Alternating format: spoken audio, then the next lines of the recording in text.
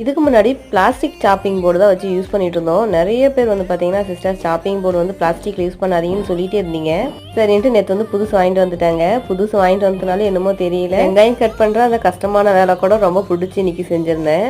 2-3 மாசமா நல்லா டயட்ல இருந்து நிறைய சிறுதானிய உணவு எடுத்து சிறுதானிய உணவு ரொம்பவே பிடிச்சிருச்சு.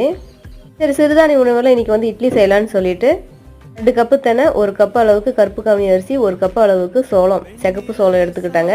இது 6லேருந்து 7 மணி நேரம் போல நல்லா ஊற வச்சிடணும். 4 கப்பு அளவுக்கு சிறுதானியம் எடுத்துக்கிட்டோம். அதுக்கு வந்து பார்த்தீங்கன்னா 1 கப்பு அளவுக்கு நம்ம உளுத்தம்பருப்பு ஊற வச்சுக்கலாம். அது கூட 1 ஸ்பூன் அளவுக்கு வெந்தயம் சேர்த்து நல்லா ஊற வச்சுட்டு உளுந்து தனியாகவும் சிறுதானியத்தை தனியாகவும் நம்ம அரைச்சிக்கணும்.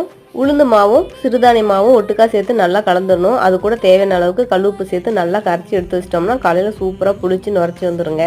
சோடாப்பு எதுவுமே சேர்த்துக்கல. இன்னைக்கு இந்த இட்லிக்கு வந்து பார்த்தீங்கன்னா சட்னி குருமா தான். இட்லி மட்டும் இல்லாமல் தோசையுமே ரொம்ப சூப்பராக வந்துருந்துச்சுங்க. நீங்களும் டைம் இருந்தால் ட்ரை பண்ணி பாருங்க.